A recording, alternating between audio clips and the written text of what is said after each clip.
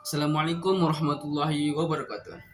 Alhamdulillah wassalatu wassalamu ala asyrafil anbiya wal mursalin sayyidina wa maulana Muhammadin wa ala alihi wa sahbihi ajma'in. Amma ba'd.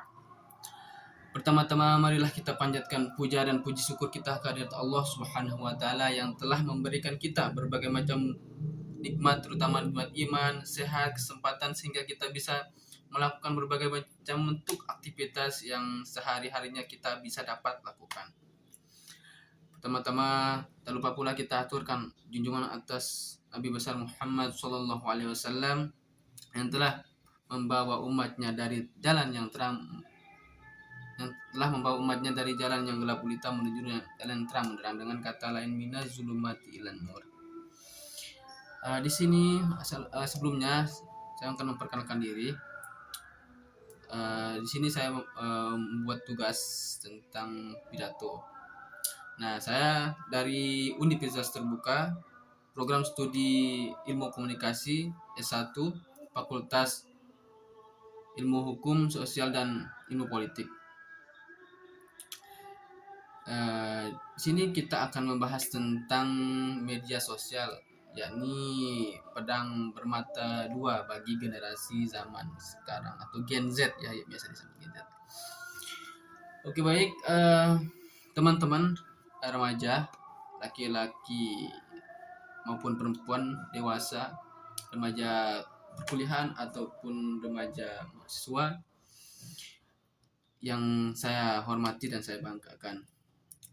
Bayangkan di era sekarang ini media sosial atau era digital sangat berpengaruh bagi publik, khususnya bagi kalangan anak muda, dikarenakan banyak sekali yang kita bisa dapatkan di media sosial ini.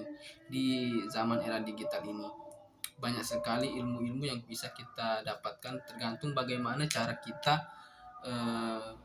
menerapkan, memahami itu dengan baik dan benar, sehingga nantinya kita bisa mengaplikasikannya dengan jelas dan dengan cara yang akurat, efisien. Di sini saya bisa katakan ya bahwa sekarang ini seperti media sosial Instagram, TikTok atau WhatsApp, rata-rata lebih dari 3 jam kita sering menggunakannya, sering memakai aplikasi-aplikasi tersebut. Namun tahukah Anda, tahukah kita bahwa di Indonesia ini penggunaan media sosial terbanyak justru berasal dari kelompok usia Anda atau usia kita yang dari 18 sampai 24 tahun. Kenapa demikian? Karena kita adalah generasi digital sejati, yang akan tetapi apakah ini bisa membawa berkah atau bencana bagi kehidupan kita? Tentu hari ini saya ingin berbagi mengenai dampak negatif dan positif media sosial di zaman generasi Z atau Gen Z yang bisa disebut sekarang ini. Nah, saya akan menjelaskan manfaatnya untuk berkreativitas kita, mengidentifikasi resikonya jika berlebihan, serta mengajak Anda untuk menggunakan dengan lebih bijak dan lebih baik lagi, lebih benar lagi cara untuk menggunakan media sosial di era digital sekarang.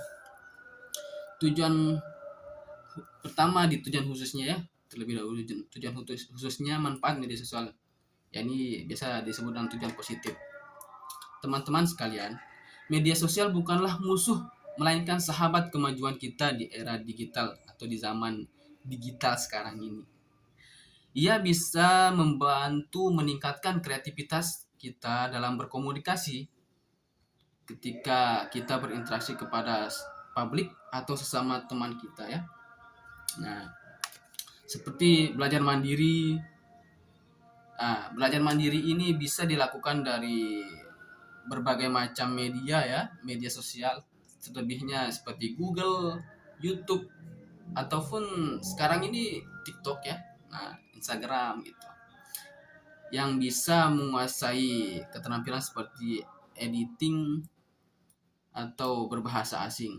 Karena media ini sekarang apapun itu orang bisa belajar melalui otodidak atau dengan online lah, biasa disebut daring ya.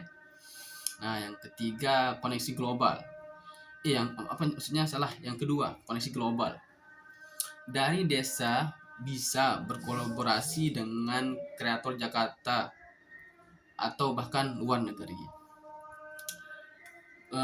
Ada beberapa sumber, salah satunya saya kasih tahu dari sumber menurut kompas.com tahun 2021. Ada 5 dampak positif utama bagi remaja, yakni meningkatkan empati, literasi digital, hingga peluang karir. Bayangkan banyak generasi Z atau Gen Z yang sukses menjadi influencer atau freelancer. Berkat ini, jadi media sosial mendorong kita maju di zaman sekarang. Namun jangan senang dulu, ada sisi gelapnya. Yakni kita beralih ke tujuan khusus di bagian dampak negatifnya atau penggunaan yang berlebih. Sayangnya, jika berlebihan kita dalam melakukan atau menggunakan media sosial akan menjadi racun bagi kita. Contohnya, kecemasan sosial, gangguan fokus, serta doktrin negatif lainnya. Lalu, apakah yang bisa kita lakukan untuk mengatasinya atau apa solusinya? Baik, kita simak ya.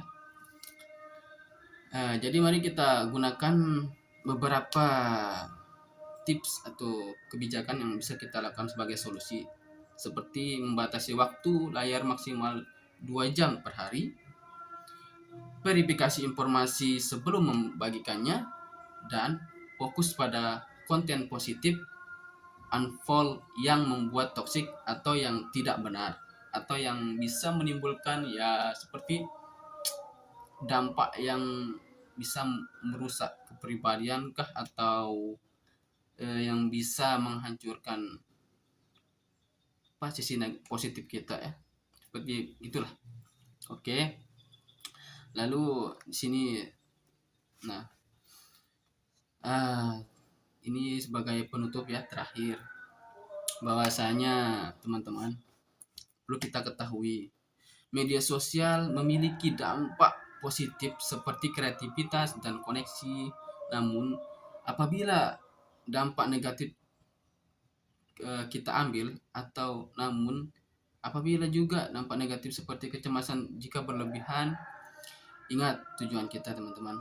Pahami, identifikasi, dan gunakan dengan bijak teknologi zaman sekarang, media sosial zaman sekarang, supaya kita bisa memilah mana yang baik dan mana yang buruk. Kita bisa membedakan mana yang harus diambil dan mana harus dibuang gitu. So, mulai hari ini teman-teman pilihlah konten atau media sosial yang bisa membangun, bukan menghancurkan ataupun yang menyesatkan ya. Jadilah generasi Gen Z yang cerdas digital. Seperti yang dibilang para ilmuwan, salah satunya Bill Gates, teknologi hanyalah alat. Dalam hal ini yang bisa membuat anak-anak bekerja sama dengan dan memotivasi mereka. Guru adalah yang terpenting, begitu juga media sosial. Alat hebat di tangan yang bijak akan membuat masa depan yang jauh lebih bijak lagi, jauh lebih bagus lagi. Oke, mungkin hanya ini yang bisa saya dapat sampaikan. Kurang dan lebihnya mohon maaf. Assalamualaikum warahmatullahi wabarakatuh.